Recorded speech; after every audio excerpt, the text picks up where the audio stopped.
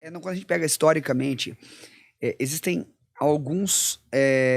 as documentações, basicamente, que hoje são consagradas, fora os apócrifos, né, que a gente tem, ele fala muito bem a trajetória pós-crescimento de Cristo ali, pós-batismo, João Batista, ia naquela fase. Você vai ver ela nascer aos 7 anos, Depois aos 12 pula, anos, aí depois, chegou até os 12, quando ele ficou no templo conversando, e acabou. e depois volta para os 30 anos, quando ele viveu 3 anos batizado, não é isso? Os essênios tinham alguma coisa historicamente sobre Jesus. Exato. E aí, dentro desses contextos, existiram algumas linhas que falaram que ele foi para a Índia, algumas que falaram que ele foi para o Egito, e por aí vai. Mas trazendo para ele pragmaticamente como judeu, mas não qualquer judeu, um judeu que ele era confrontador onde quer que ele estivesse. Jesus, ele confrontava com uma inteligência que é nata de quem é rabino, e discutir com rabinos é uma discussão muito profunda e muito intelectual. Jesus era extremamente culto e extremamente inteligente e extremamente confrontador. Tanto é que ele falava o hebreu, que era uma língua restrita aos templos, aos 12 anos. Né? Exato. Então, dentro desse aspecto, quando a gente traz isso, Jesus foi um dos maiores confrontadores que pisou nesse planeta. Sim.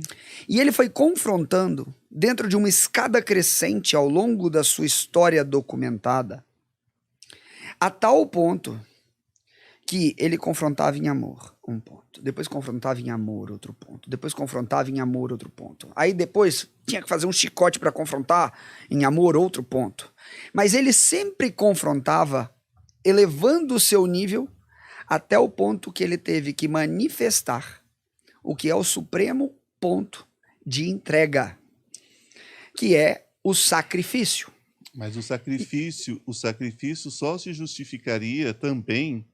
É uma das coisas que a gente tem que, às vezes eu questiono. É muito bom você tocar nessa questão, Juliano. Mas calma que eu vou finalizar o looping aqui. Eu questiono muito essa questão. Olha que legal isso aqui. O que é sacrifício? Sacrifício. Sacrifício. Qual é o sacrifício? Porque hoje, Ivan, eu vou falar como profissional da área de saúde, como médico. Sim. Cara, as pessoas têm uma dor, elas fogem da dor. Você é formado em psicologia. Cara, você sabe do que eu tô falando. Na sua história, dentro da sua formação espiritual ao longo, como todas as suas jornadas que você teve. Superior também, enfermagem, franciscano. Cara, o ser humano é doutrinado, adestrado a fugir da dor. E por que procura tanto? Ele não, ele não procura. A dor é uma constante universal. Nem Cristo ficou livre dela.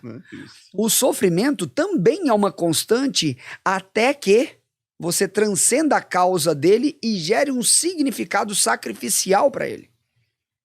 Entenda, o pobre sofre, o rico sofre, o preto sofre, o branco sofre, a mulher sofre, o homem sofre. Cada um com as suas proporções. Exato. E não dá para você comparar. Não tem como comparar o sofrimento de ninguém. Mesmo porque não tem medida. Exato. Não dá pra medir, não dá pra mensurar. E aí o que eu acho mais lindo, independente das indagações que nós tenhamos, é que dentro da história do que é colocado, olha como foi sabiamente, catequeticamente desenhado, vamos colocar dessa forma. O único que esteve ao lado de Jesus, aos pés da cruz, foi João. O único que estava de pé aos pés da cruz foi João, porque estava do lado de quem? Maria. A única mulher que tem o exemplo mais forte de história, que viu o filho passar o que passou e ficou de pé. Coisa que ao longo da história, que outro exemplo feminino de força e de entrega, desde a época que ela foi concebida ali, recebeu a anunciação do anjo, foi para casa de Isabel, andou mais de 150 quilômetros com 14 para 15 anos de idade.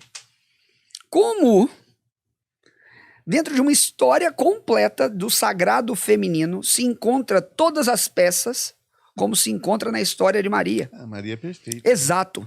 A Maria. Então, dentro da conjunção da presença do que é a perfeita mulher para receber, trazer a perfeição ao mundo, dentro dessa maneira, concebendo Jesus, o aspecto do confronto amoroso progressivo, até que eu traga para o mundo o que verdadeiramente é o amor, que é o sacrifício por aquilo que eu tenho. Quando nós somos... Eu estava falando isso ontem na mentoria de casais com a minha esposa, para os meus alunos. O casamento é a primeira forma de demonstrar o que é a palavra sacrifício. É, porque você aprende a amar e esvaziar uma parte do teu eu, ao ponto que o teu companheiro ou a tua companheira se torne uma só carne com você. Você tem que morrer para uma parte sua que é irrelevante, espera-se, né? Para ser e juncionar isso em uma só carne. Espera-se. Se eu não morro para esta parte, se eu não morro para o meu egoísmo, eu não trago e incluo o meu cônjuge para dentro. Segundo grau de manifestação depois que eu passei dessa primeira fase, que é o que é preconizado dentro deste contexto. Quando eu sou pai, quando eu sou mãe, eu abro mão de ter os meus contextos de prazer para criar um contexto de prazer para a minha família. Eu estou, maridos, sedes como eu fui pela igreja. Cara, ô Ivan, vamos lá. Os homens têm medo hoje de assinar um papel civil. Tem, com certeza. Medo. Tem cara que tá casado há 30 anos com 3 filhos e não vai assinar um papel.